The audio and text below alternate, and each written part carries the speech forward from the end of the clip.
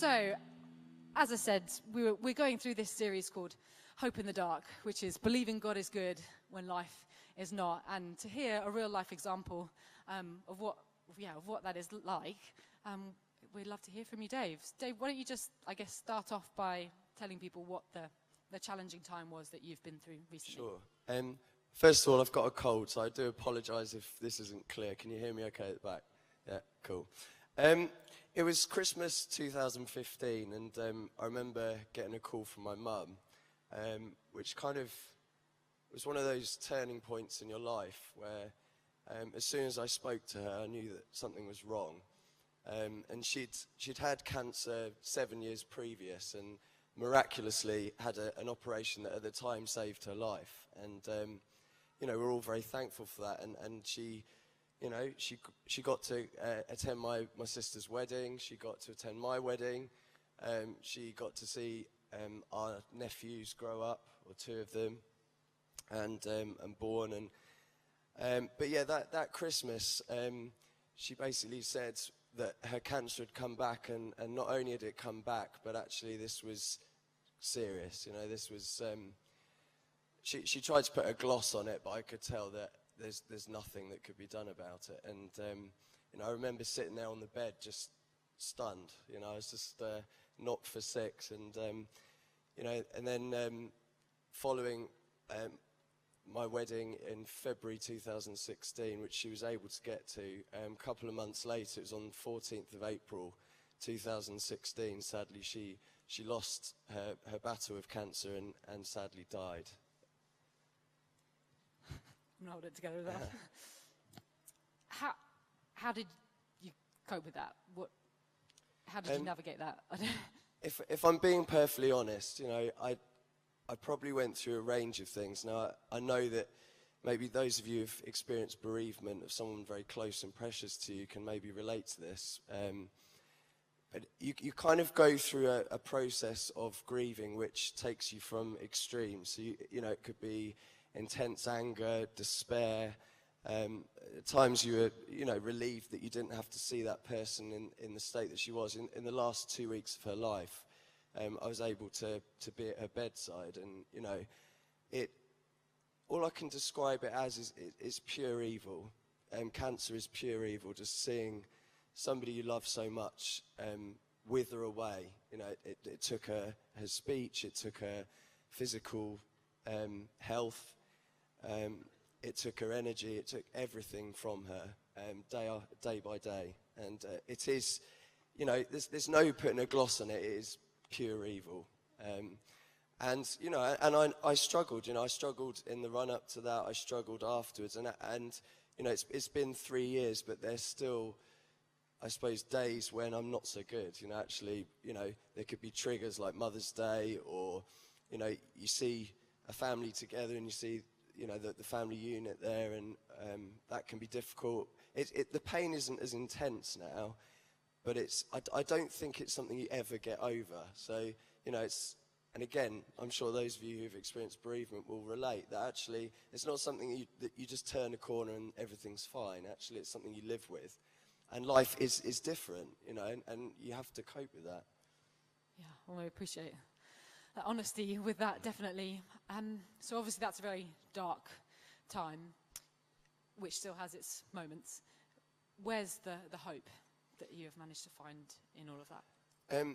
One of the miraculous things about the experience, which is to date, the darkest time. Actually, since then, we found out my dad's now got cancer again for the second time, and I think when this stuff it hits you like waves, it hits you like things that potentially could crush you.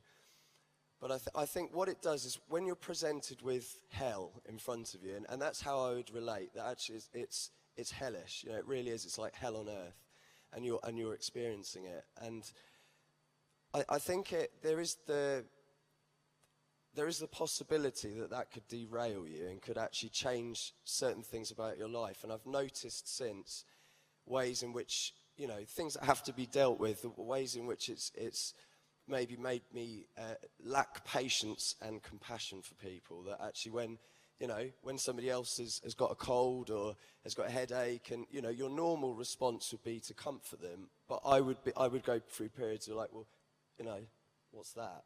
A headache.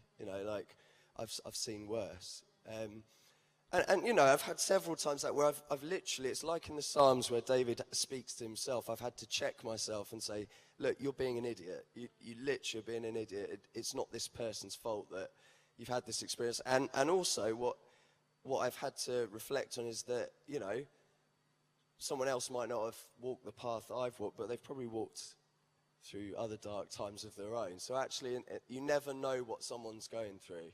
And so I've had to check myself. And I suppose where you've seen hell on earth, you see the other side. So it's very easy when something goes disastrously wrong to say, like, God, where on earth are you? And I have asked those questions. I've been there. But I think also you get to see God in ways that you haven't before. So I know, like, one of my prayers when my mum was in bed, I was sitting there at her bedside, my prayers range from, God, I know you can still heal her. I know what I'm looking at, but I know you can still work a miracle. But actually, then when I felt like, this may not happen, you may not see that kind of miracle, actually I saw God work in other ways, that, I was able to be with her in those last 2 weeks, that we as a family had some really special times around the bedside, and we were able to, she wrote, managed to write, she was sort of high on drugs, not, relating to her illness, not other drugs, but she was able to write her name in a card for my dad's anniversary, and like that just meant so much. It's just little moments where you feel God's hug, you feel God's presence, you feel like, as tempting as it is to ask God, where you can't deny God's there. And also, I think where you've seen hell, you know the reality of heaven. And also the fact that, I had a conversation recently with my dad about my mum's gravesite where her ashes are. And actually, I said to my dad, in all honesty, and again, I'm not, this is just me, so it's not wrong, and this is my perspective. I have no attachment to that gravesite at all. Like, literally, I know that's not where my mum is. I know she's in heaven. I know that's where I'll be one day. I know that's where we'll, hopefully we will be one day with Jesus in paradise. And actually, the reality of heaven, the reality of God, the reality of him reaching into your darkness and holding you through that was so tangible and so powerful in a way that you couldn't see if you didn't reach those depths, I guess. Wow. We're going to come on to worship again in a minute. You're going to be playing guitar. We've seen you up on stage a lot in the last, probably 15 years since you've been at church, but you were leading worship through that time. How has that had a role in your life of worship? Funnily enough, I was in Ipswich this morning, and Dave Marcus, who's here tonight, is campus pastor. Give us a wave, Dave. He brought a brilliant message, and one of the things that he said, I was like, I'm going to use that. So, thanks, Dave.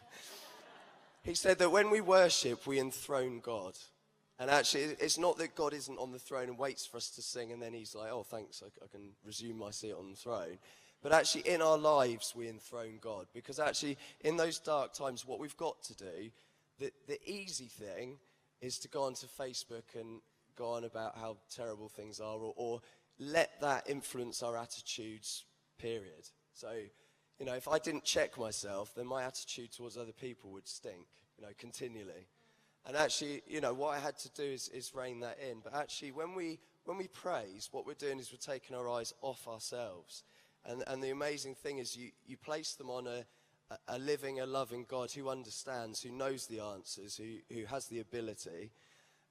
So actually, I don't need to have the words. I don't need to, I had plenty of moments when I was up there and didn't want to be. I didn't feel like it. I felt maybe numb. I felt like I, couldn't contribute anything.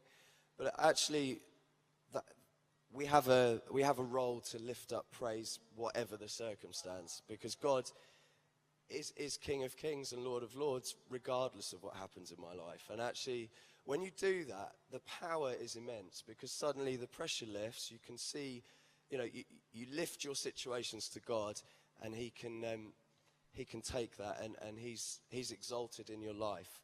And actually, that, you know, I would say genuine moments of depression, where it felt like a low cloud was over my life, I was able to see the sunlight, you know, able to see God in the situation, which has been transformative. It's amazing. Thank you so much, Dave. Why don't we give him a round of applause for sharing so well. Amazing. We're going to give him a moment to